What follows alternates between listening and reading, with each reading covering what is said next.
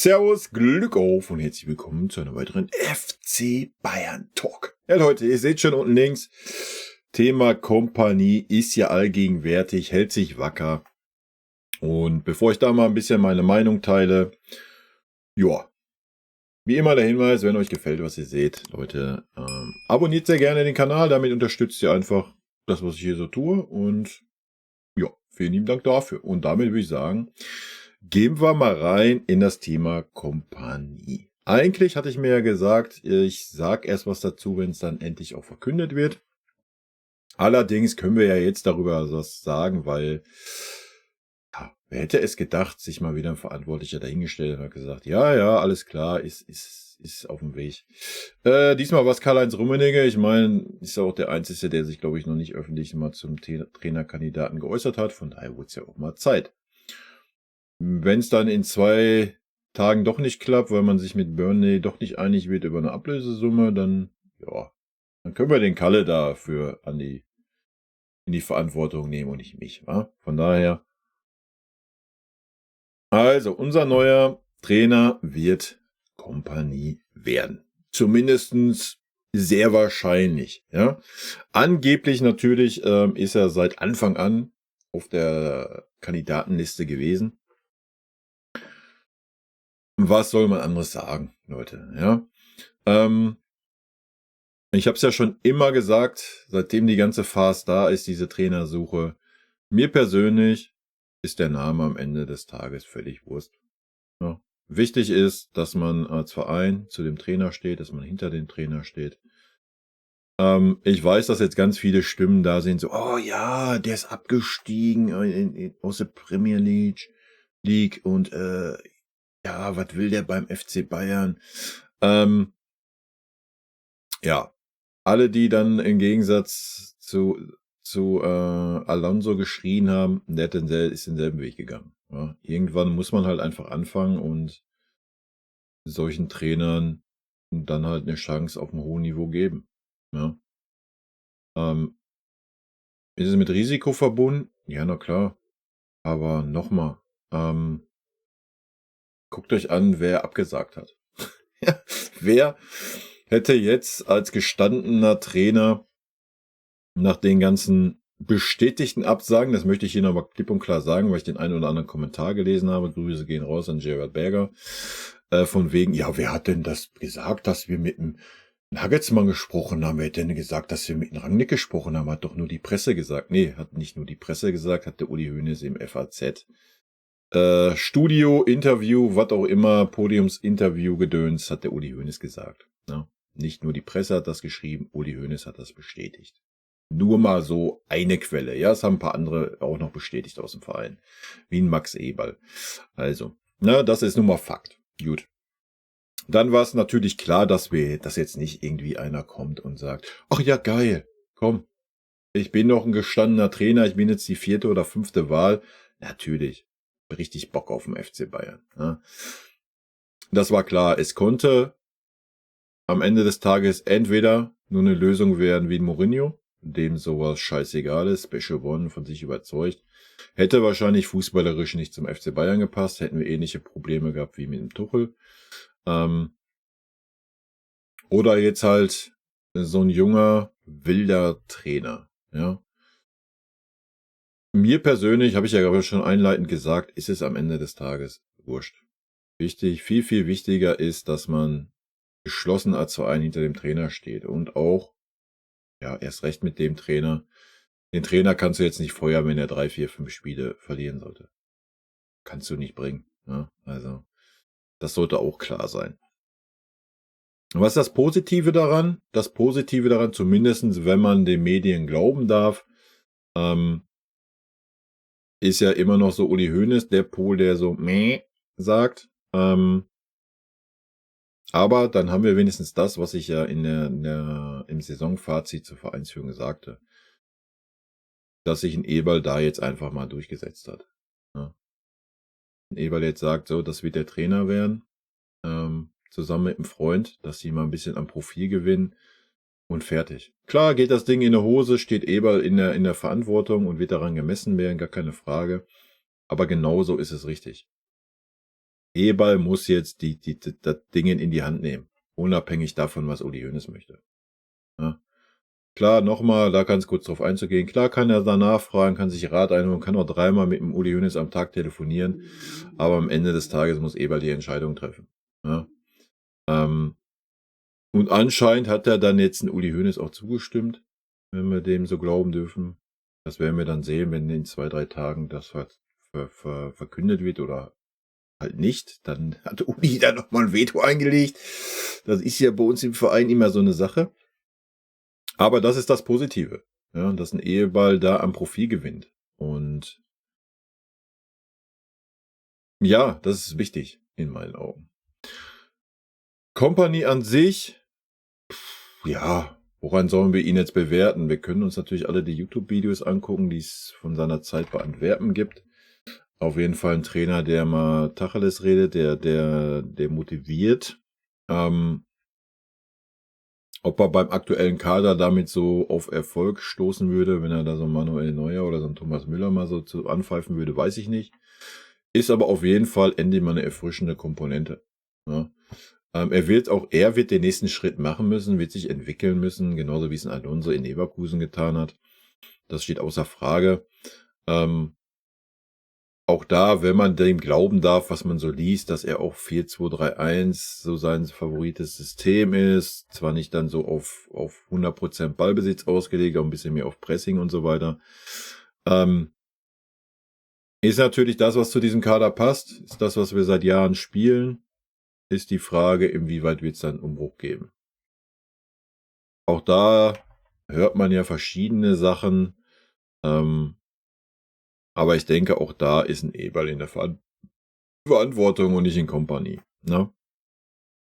Klar wird ein Kompany sagen, jo, ich kann Kimmich gebrauchen oder ich kann Kimmich nicht gebrauchen oder ich sehe einen Kimmich da oder da. Gar keine Frage, das bei jedem einzelnen Spieler.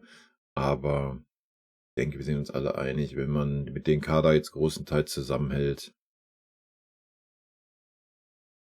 wird es schwer, den aufzuwecken. Ja. Kompany ist diese Art Typ, ja, hat mir als Spielertyp hat er mir immer sehr gut gefallen. Man sieht ja so ein paar Szenen, die man sich angucken kann. Vielleicht kriegt er es hin, die sogar aufzuwecken. Ich weiß es nicht, ein neues Feuer zu entfachen. I don't know. Es ist eine mutige Entscheidung. Es ist eine gute Entscheidung. Auch wenn Hansi Flick lange in der Verlosung war, wahrscheinlich auf Uli Hoeneß anraten, bin ich saumäßig froh, dass es nicht Hansi Flick geworden ist. Und ich hoffe, Hansi Flick geht nach Barcelona. Ich hoffe, Hansi Flick hat Bock auf 1, 2, 3 Bayern-Spieler. Und Barcelona hat zwar kein Geld, aber kaufen können die ja trotzdem. Von daher wäre das auch noch eine Chance. Kommen wir auf den Kompany, vielleicht nochmal zurück. Ja, ich will ihn jetzt gar nicht da groß bewerten als, was weiß ich, welche Art Fußball er spielen lässt. Ne? Das habe ich beim Tuchel getan, habe mich super in Fettnäpfchen gesetzt, habe so viel Hoffnung im Tuchel gehabt. Und er hat sich bei uns dann irgendwie komplett verändert, komplett verstellt. Von daher will ich da gar nicht so groß drauf eingehen. Wir werden es beurteilen, wenn er bei uns ist. Ja, ganz einfache Kiste. Er ist aufgestiegen mit Offensivfußball, ganz souverän aus der 2. Liga in die Premier League. Ist dann aber auch ganz souverän wieder abgestiegen. Ich bin da nicht drinne. Auch da kann ich höchstens zitieren, was ich gelesen habe, dass er sich halt nicht irgendwie umgestellt hat, dass er seinen Stiefel hat durchdrücken wollen, mit der Art und Weise Fußball zu spielen. Und dann reicht halt einfach die Qualität nicht, die diese Mannschaft hatte für die Premier League. Ja, das ist auch keine Schande, ist dann halt wieder abgestiegen. Hat vorher in der Werben, das ist ja, wo man ein paar YouTube-Videos findet, als Trainer gearbeitet. Ist 38, also Nagelsmann sein Alter. Hat aber natürlich den großen Unterschied zu Julian Nagelsmann, dass er ein Ex-Spieler ist, der einiges vorzuweisen hat und da dann auch anders wahrgenommen wird als wie Julian Nagelsmann. Es ist traurig, dass dem noch immer so ist im Herrenfußball. Ich weiß nicht, wie es im Frauenfußball ist.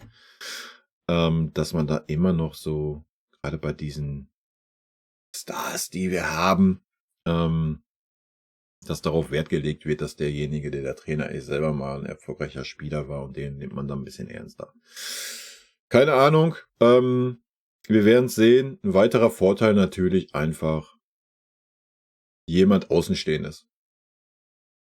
Ja, einfach jemand Außenstehendes, der noch nicht in dieser Tretmühle FC Bayern verflechtet ist, ja, der einfach frischen Wind reinbringen wird. Ich denke, Max Eberl wird ihn schon darauf vorbereitet haben, was auch so Uli Hoeneß anbelangt und so weiter. Ich denke, da ist auch mit offenen Karten gespielt worden, weil sonst macht der ganze Bums gar keinen Sinn. Wenn du den Trainer nicht gleich darauf vorbereitest, dass da immer auch zwei der andere noch ihren Senf dazu tun werden. Ja, und ansonsten muss man dem jungen Mann einfach die Chance geben. Ja? Wer weiß, vielleicht sitzen wir hier in 2 Jahren und sagen, Alter, grandios, beste Entscheidung, ja, Pep Fußball 2.0. Oder wir sitzen hier wieder in einem Jahr und sagen, ja, man hat sich mal getraut, hat nicht geklappt, man bemüht sich jetzt um Guardiola oder Kloppo oder Alonso oder sonst wen. Ich denke, das ist auch ein Grund, warum Uli Hoeneß dazu gestimmt haben wird. Ja? Bin sehr gespannt, oder mich würde mal interessieren, was ein Kompanie als Auflösungsentschädigung im Vertrag stehen hat. Ich denke, da wird irgendwas verankert worden sein. Angeblich soll er einen 3-Jahres-Vertrag bekommen. Auch das alles im Konjunktiv gesprochen, Leute. Wir wissen es immer noch nicht. Es ist nichts offiziell auf der Bayern-Seite. Es gab noch keine offizielle Pressemitteilung, keine offizielle Pressekonferenz. Wir werden es sehen. Aber genau das ist der richtige Weg. Ja, du hast jetzt einen jungen Trainer da, der unverbraucht ist, der noch brennt, der Bock hat. Was für ihn eine Riesenchance ist, bei so einem großen Verein jetzt den nächsten Stepper zu machen. Das ist ja gar keine Frage. Also der wird brennen, ja, und vielleicht kann er diesen Kader aufhängen. Wir werden es sehen. Was mir persönlich ein bisschen Angst macht, ist die Thematik Leroy Sané, weil die beiden angeblich Buddies sind. Eberl ja schon vor einem halben Jahr sagt, oh ja, wir wollen unbedingt mit Leroy verlängern. Können wir uns also schon mal darauf einstellen, dass ein Leroy Sané nächste Saison auch bei uns sein wird und wahrscheinlich auch weiterhin der gefeierte Messias und Heilsbringer in unserem Verein sein wird. Das ist mir persönlich ein Dorn im Auge, aber vielleicht bekommt ein Kompanie das hin, dem Leroy mal eine Saison durchgehend zu motivieren. Ansonsten muss er es hinbekommen, ihn dann auch knallhart auf die Bank zu setzen. Ja, das ist schon mal so die erste Personalie, woran man ihn messen kann. Ansonsten die Art des Fußballs, was er so an Vorstellungen hat, was man so liest und hört, sollte passen zu unserem Verein. Ich weiß nicht, inwieweit er Spieler entwickeln kann. Das wird eine wichtige Sache auch sein bei uns. Bin ich sehr gespannt drauf, kann ich null beurteilen. Ja, das ist eigentlich, was wir aktuell zum Thema Kompanie sagen können. Ist es ein Risiko? Nee, aus meiner Sicht nicht. Ich sehe da kein Risiko. Ich meine, wir haben gesehen, was mit gestandenen Trainern in den letzten Jahren bei uns passiert ist. Nimm zuletzt jetzt einen Thomas Tuchel. So, was soll dann jetzt ein Kompanie für ein Risiko sein? Was soll es sein? Thomas Tuchel hat mit viel, viel Glück eine deutsche Meisterschaft gewonnen, sonst gar nichts. Ja, für ein Champions League Halbfinale kannst du nichts kaufen. Also sehe ich da kein Risiko drin. Ja, das Risiko ist halt wieder, dass du einen Trainer verbrennst, nach einem Jahr ihn rauswirfst und dich wieder zum Affen machst, in der Hoffnung, dass du dann einen gestandenen Trainer kriegst. Die Frage ist, hat dann ein gestandener Trainer Bock da drauf, wenn der sieht, wie viele Trainer man verbrannt hat die letzten Jahre. Von daher, für mich ist es kein Risiko. Du brauchst einen Trainer. Am Ende des Tages ist Wurst, wie der Trainer heißt. Ja, nochmal, Max Eberl, Christoph Freund müssen 100% zum Trainer stehen. Und wenn dann so ein Uli Hoeneß oder Karl-Heinz Rummenigge irgendwelche Strohfeuer legen wollen oder irgendwas, dann muss ein Eberl und ein Freund dagegenhalten. Und nicht sagen, oh ja, die haben auch das Recht, das zu sagen. Nee, da musst du dagegenhalten und musst klipp und klar zum Trainer stehen. Und dann ist alles gut. Ja, dann ist alles gut. Gerade wenn es eine schwierige Phase gibt. Ja, wenn wir mal 2, 3 Spiele verlieren sollten, was sehr gut passieren kann. Aber wir müssen jetzt nicht irgendwie blauäugig sein und sagen, oh ja, jetzt haben wir einen neuen Trainer und wir werden nächste Saison wieder marschieren. Auch mit Mourinho oder irgendeinem gestandenen Trainer wäre das nicht passiert. Ja? Das können wir beurteilen, wenn der Kader steht. Sollte das so bleiben, wie es aktuell ist, werden wir die gleichen Probleme haben. Da müssen wir uns ja nicht drüber unterhalten. Wenn man dann liest, auch da weiß man nicht, wenn man dann liest, so ein Kimmich, oh nee, ich bleib auf jeden Fall beim FC Bayern. Ja, weiß ich nicht. Bin gespannt, ja. Wir werden die gleichen Baustellen haben. Mit Leroy Sané. Aus meiner Sicht ziemlich klar, dass der Vertrag verlängert wird. Die Frage wird sein, zu welchem Gehalt. Ja. Also ich würde den Vertrag nicht um jeden Preis verlängern, wenn er jetzt schon 20 Millionen verdient. Das nächste Akte Kimmich.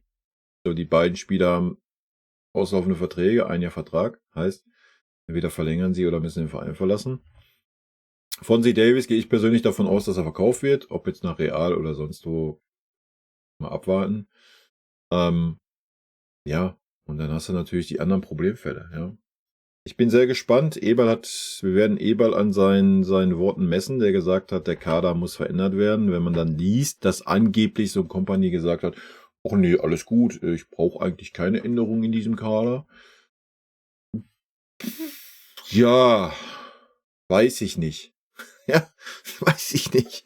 Wir werden es sehen, Leute. Ist natürlich gerade alles, wie ich schon sagte, konjunktiv, ganz, ganz schwer, da was zu sagen. Von daher würde ich einfach sagen, warten wir ab, ob es wirklich ein Vincent Kompany wird. Wenn, dann wird es eine Pressekonferenz geben. Wenn, wird es da sehr wahrscheinlich auch Fragen geben, wie so die Kaderplanung ist. Vielleicht kann man das eine oder andere raushören. Ich denke, Eberl wird dann daneben sitzen bei der Pressekonferenz. Vielleicht wird er da auch noch was zu sagen. Und dann warten wir mal den Transfersommer ab. Ja, ich fand's gut, dass wir auch beim Gruder mit in der Verlosung sind, angeblich. Ja, hat mir im Hinspiel, habe ich ja gesagt, musst du dich eigentlich darum kümmern, den Spieler zu verpflichten. Ja, der hat alles, was du brauchst. Natürlich müsste der die nächsten Stepper bei uns machen, gar keine Frage. Aber du musst die Chance wahrnehmen bei so einem Spieler. Ja, ist ähnlich wie bei Saragossa. Du musst diese Chancen wahrnehmen. Entweder schaffen sie es, setzen sich durch, kriegen es hin, brauchen aber natürlich auch dementsprechend den Rückhalt und die Chancen, sich zu entwickeln. Oder eben halt nicht.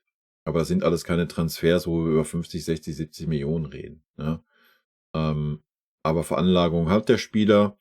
Und wir sind ja auch bei dem einen oder anderen Spieler angeblich in der Pole Position. Mal abwarten. Auch da waren für mich sehr sinnige Namen dabei. Aber auch das ist alles reine Spekulation. Ne? Und ich werde jetzt hier nicht anfangen, keine Ahnung, zu jedem Spieler, der irgendwie da in irgendeiner Spekulation ist, mich hinzusetzen und da ein Video zu machen. Wir schauen mal, wie der Transfersommer so läuft. Vielleicht können wir alle 2 Wochen uns mal hier hinhocken und mal die Namen, die da in der Verlosung sind, durchgehen. Es wird spannend bleiben, ja, ob ein Kompanie-Trainer wird oder nicht. Und dann die nächste große Baustelle. Wie geht's mit dem Kader weiter? Ja. Auch daran wird ein Eberl aus meiner Sicht gemessen werden. Auch da muss er sich gegen den Vorstand, wenn es sein muss, oder den Aufsichtsrat durchsetzen. Wenn er der Meinung ist, der und der Spieler muss abgegeben werden, die meinen aber, oh nein, das ist so ein verdienter Spieler, oh nein, der muss immer spielen, den können wir nicht abgeben, ja, dann muss sich ein Eberl da durchsetzen. Ja. Das wird wichtig sein. Und dann kann es was werden in der neuen Saison. Ja. Du brauchst aber nicht nur einen frischen Trainer, weil dieser Mannschaft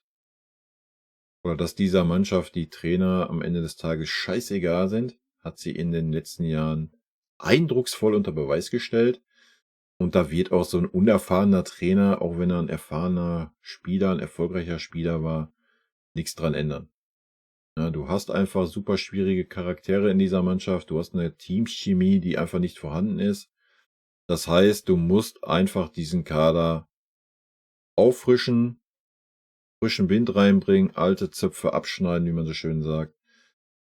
Das wird auch eine Aufgabe von Kompany sein, der dann neue Strukturen in dieser Mannschaft schafft, ja, auch mit einem neuen Kapitän vielleicht und so weiter. Daran werden wir schon sehen, wie weit er Bock hat auf Veränderungen, wie weit er Eier hat. Oder ob er sagt, ja, komm, der Manu ist noch nicht da, ist meine Nummer 1, kriegt die Binde. All das sind Themen, die sehr, sehr spannend werden. Und ich denke, es wird nicht langweilig werden. Ja, natürlich, um mal zum Schluss zu kommen, natürlich bietet man mit diesem Trainer eine riesengroße Angriffsfläche. Ja, für die Medien, für die komischen Fans bei uns im Verein, die wahrscheinlich sagen, wenn, oh, was, der ist aus der Premier League abgestiegen, was soll wir denn mit dem Trainer? Wir brauchen so einen Mourinho, ja, wir brauchen so einen Namen, ne? Wird jetzt ganz, ganz viele von geben, bin sehr gespannt hier auf die Kommentare unter dem Video. Da macht man sich angreifbar, ja, erst recht sollte der 2 Spiele in Folge verlieren, Alter, wird es brennen. Es wird brennen, die werden den versuchen mit Fackeln und Mistgabeln durch München zu jagen. Ja. Das ist dann die Stunde von Max Eberl. Ja, Max Eberl, was mir immer an ihm imponiert hat, in Gladbach ist, wenn er sich auf den Trainer festgelegt hat, hat er den durchgezogen. Ja, und das gnadenlos. Und genau das ist, was wir gerade brauchen. Ja, wir brauchen Kontinuität. Und wenn man sich jetzt auf so einen Trainer wie ein Kompanie festlegt, da muss man ihm die Zeit geben. Die Zeit wird er brauchen. Ja, vielleicht mit viel Glück klappt alles. Vielleicht hat er das Feuer, entfacht das Feuer bei dem einen oder anderen Spieler neu. Wir wechseln noch 2, 3 Spieler aus. Und er kriegt direkt die Kurve. Wir werden es sehen, Leute. 4-2-3-1 ist das, was wir seit Jahren spielen. Wenn er das wirklich spielen lassen will, sollte das schon mal ein No-Brainer werden für einen großen Teil der Mannschaft. Man wird es sehen, inwieweit er aber dann frischen Wind und so reinbringen kann. I don't know. Aber bleiben wir mal bei dem Angriffsfläche. Die Medien werden da natürlich direkt reingehen. Ja. In den Medien wird er der Wunschtrainer Nummer 5, Nummer 6 sein. Jetzt kommt noch dazu, dass er abgestiegen ist, dass er super jung ist, wenig Erfahrung hat. Da können die natürlich direkt dann reingehen. Ja. Und werden direkt auf dem Eber schießen und auf dem FC Bayern und so weiter. Aber sind wir ehrlich, das würde auch bei jedem anderen Trainer passieren. Hätte jetzt so Mourinho geholt oder hätten sie dann geholt, der hätte 2, 3 Spiele verloren am Stück, dann hätte er auch gleich die Breitseite bekommen und hätte gesagt, wie kann man denn den Trainer verpflichten? War doch klar, der passt doch gar nicht fußballerisch. Bla, Sülz. Ja. Das ist einfach die Medienlandschaft heutzutage, das ist die Medienlandschaft in München. Da wirst du keine Zeit bekommen. Da werden gleich Diskussionen losgehen. Und deswegen nochmal mein Take vom ganz am Anfang. Es ist einfach das Wichtigste, egal wie der Trainer heißt, egal ob es ein gestandener Trainer ist, ob es ein super unerfahrener Trainer ist, der Trainer abgestiegen ist. Grüße gehen raus, auch Xavi Alonso ist abgestiegen, bevor er nach Leverkusen ging. Es ist wurscht. Du musst als Club allen voran Max Eberl, Christoph Freund hinter dem Trainer stehen und das öffentlich kommunizieren, öffentlich ihm Rücken stärken. Auch wenn dann auch wieder so ein Uli Hoeneß meint, er muss eine andere Meinung haben, muss sich irgendwo hinsetzen und die Fresse aufreißen, da muss ein Max Eberl da 100% gegenhalten. Punkt. Ja, das ist das Wichtige. Daran wird die Saison scheitern oder nicht scheitern in meinen Augen. Ob wir als Verein klipp und klar hinter diesem Trainer stehen. Weil es wird schwierige Phasen geben. Die Frage ist, wann sie kommen. Ja? Vielleicht haben wir einen guten Start, man weiß es nicht. Die ist aber auch die EM. Danach haben wir uns meistens schwer getan nach großen Turnieren. Wir werden es sehen. Ja? Aber es wird eine schwierige Phase kommen. Ja? Der Kompanie braucht erstmal Zeit. Ja? Die Zeit nach einem großen Turnier ist sowieso schon immer knapp. Wir werden es sehen. Ne? Es wird auf jeden Fall eine schwierige Phase kommen, früher oder später. So, und dann gilt es halt, da durchzugehen, als Verein, gemeinsam. Und dann kann sich was entwickeln. Ne? Dann kann sich auch ein Teamgeist entwickeln. Dann merkt auch das Team, das ist unser Trainer und wir können den Trainer nicht wieder einfach austauschen und absägen und sonst was. Ne? Da musst du auch gleich gegen arbeiten. Und wenn das heißt, du musst gewisse Spieler verkaufen, dann mach das. Ja, das ist meine Meinung zur aktuellen Lage rund um Kompany. Und ich freue mich, wenn er vorgestellt wird. Ich freue mich, wenn es da eine Pressekonferenz gibt. Und ich freue mich, wenn wir da ein bisschen mehr Einblicke haben. Ansonsten werden wir es wie immer halten. Wir werden ihn beurteilen, wenn er dann da ist und performen kann und Leistung bringen kann. Ich persönlich, habe ich jetzt irgendwelche großen Erwartungen oder sonst was? Eigentlich nein.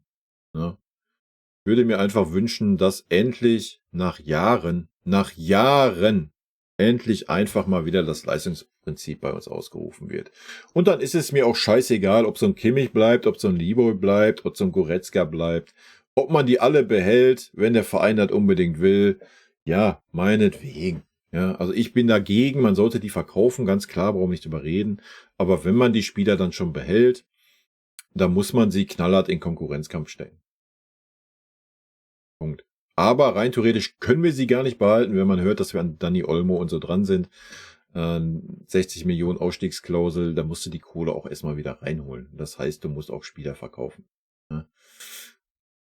Von daher nochmal, es wäre wünschenswert zum Abschluss, wenn Hansi Flick, Grüße gehen raus an Hansi, ja, wenn er Trainer beim FC Barcelona wird. Bin ich sehr gespannt. Ja. Ich denke, danach können wir dann den Hansi auf jeden Fall mal beurteilen. Ob er wirklich eine Mannschaft formen kann, entwickeln kann. Ich persönlich habe da ja so meine Zweifel, aber vielleicht belehrt er mich eines Besseren. Aber vielleicht überzeugt der Hansi ja den einen oder anderen Bayern-Spieler, sich doch dem FC Barcelona anzuschließen. Und das wäre für uns ein guter Case, denke ich. Leute, schreibt mir gerne eure Meinung zu Vincent Kompany rein und was ihr davon haltet. Und dann warten wir mal hoffentlich auf die Bekanntgabe. Ja, nicht, dass ich hier wieder in 3 Tagen sitzen muss und sage, ach, guck mal, hat ja doch nicht geklappt. Es wird ja doch der Ten Hag oder sonst wer. Weil es zieht sich gerade schon wieder sehr lange hin, dafür, dass das Gerücht schon so lange im Raum steht. Und dass es jetzt nur darum geht, dass ob man 10, 11, 12, 13 Millionen zahlt an Burnley, weiß ich nicht. Ich bin sehr gespannt. Und dann freuen wir uns hoffentlich auf eine Vorstellungs-PK. Habe ich Bock drauf. Und auf frischen Wind im Verein. Ja, und auch mal frischen Wind mit einem Trainer, der halt noch nichts vorzuweisen hat. Vielleicht da noch ganz kurz zu. Ist natürlich ein gewisser Vorteil. Ja, weil ich denke, es wird von Medienseite jetzt von so einem Kompany weniger erwartet wie von so einem Tuchel. So ein Tuchel hatte die Erwartung, ja, du musst Meister werden, du musst einen Pokal gewinnen, am besten Champions League auch noch. So eine Kompany, was willst du für Erwartungen haben? Als Außenstehender. Da sagst du eher, wie ich es gerade gesagt habe, oh, die Bayern verpflichten so Trainerabsteiger. Ja, Leverkusen ist gerade bockstark. Ja, vielleicht können die Bayern ja in die Champions League Gruppenphase, wenn man es noch so nennen kann, mit dieser Tabellengeschichte überstehen. Vielleicht können sie im DFB-Pokal weit kommen und mit ein bisschen Glück spielen sie um die Meisterschaft. Aber dann wäre ein Champions League-Platz erstmal die Aufgabe, so, weißt du? Da sind jetzt nicht so die hohen sportlichen Ambitionen wie bei so einem gestandenen Trainer. Da hätte man andere Ansprüche gehabt. Von außen betrachtet. Ja. Dass du beim FC Bayern, habe ich ja gerade auch schon gesagt, immer gewisse Ansprüche hast, brauchen wir nicht drüber reden. Dass wenn du 2, 3 Spiele in Folge verlierst, wird es trotzdem brennen. Aber nicht so, als wäre es ein gestandener Trainer, denke ich. Aber am Ende des Tages alles egal. Nochmal abschließend zum 10. Mal wiederholt. Das Wichtigste ist, dass der Verein hinter diesem Trainer steht und zwar öffentlich. Leute, in diesem Sinne, rot-weiße Grüße gehen raus. Wie immer an dieser Stelle, vielen lieben Dank für euren Support hier auf dem Kanal. Haut rein, bis dann. Tschüssi. Vielen lieben Dank, dass ihr euch das Video bis zum Ende angeschaut habt. Vielen lieben Dank für euren Support. Wie immer, lasst gerne einen Daumen da. Ich freue mich auch über jeden Kommentar, der geschrieben wird.